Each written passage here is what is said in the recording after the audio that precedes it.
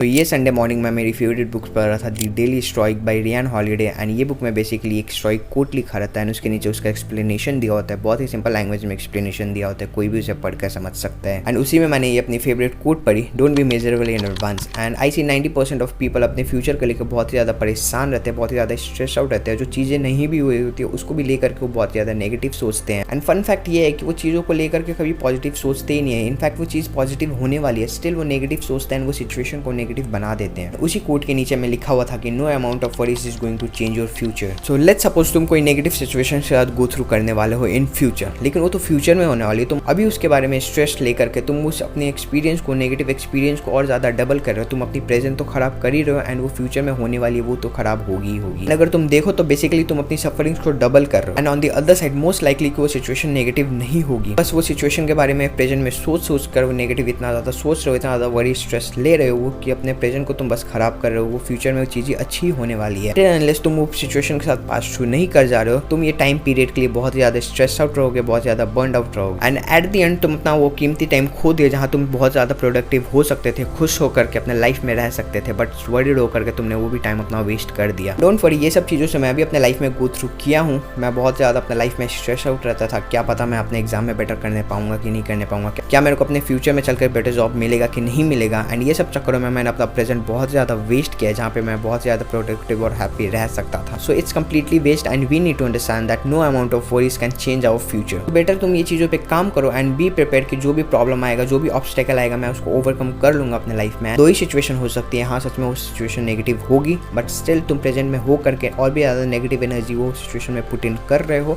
जो कि बहुत ज़्यादा वर्स है। एंड सेकंड, तुम्हारा वो नेगेटिव सोचना कंप्लीटली वेस्ट है। वो सिचुएशन बहुत ज़्यादा पॉजिटिव होने वाला है, स्टिल तुम बहुत ही ज़्यादा स्ट्रेस ले रहे हो, बहुत ही ज़्यादा अपने प्रेजेंट में ही रह करके उस सिचुएशन के बारे में सोच रहे हो। सो तुम लोगों के लिए यहाँ पे एक टास्क है कि तुम लोग भी ये माइंडसेट अप्लाई करो कि जो चीज़ें हुई नहीं है उसके बारे में तुम स्ट्रेस नहीं लो, रादर तुम अपने प्रेजेंट में रहो, रादर तुम अपने प्रेजेंट को बेटर बनाओ, ताकि अपने प्रेजेंट को भी नेगेटिव बनाने के साथ साथ अपने फ्यूचर को और ज़्यादा वर्स बनाओ। एंड मैं यहाँ पे एक एग्जांपल देना चाहूँगा। मान लो कल तुम्हारा एग्जाम है, कल तुम्हारा पेपर है एंड तुम बहुत ज़्यादा उसके लिए प्रिपेयर्ड हो, स्टिल तुम बहुत ज़्यादा नेगेटिव सोच रहे हो, स्ट्रेस ले रहे हो कि कल पेपर में क्या होगा नहीं होगा, एंड तुम बहुत ज़्यादा नर्वस हो। एंड ट्रस्ट में जब तुम पेपर कल देने जाओगे तो तुम अपना बेस्ट नहीं दे के आओगे, तुम बहुत ज़्यादा क्योंकि नर्वस हो अपने लाइफ में, नेगेटिव। एट द एंड तुम्हारा ही परफॉर्मेंस खराब हुआ वो पेपर में चल करके। सो अभी भी अपने लाइफ में ये इंप्लीमेंट कर रहा हूँ एंड अपने आपको एक बेटर पर्सन बना रहा हूँ। एंड मैं चाह रहा हूँ कि तुम भी ये कोड को अपने लाइफ में इंप्लीमेंट करो, अपने आप को एक बेटर पर्सन बनाओ, ताकि हम लोग साथ में ग्रो हो सके, make our living better. So until next time, piece.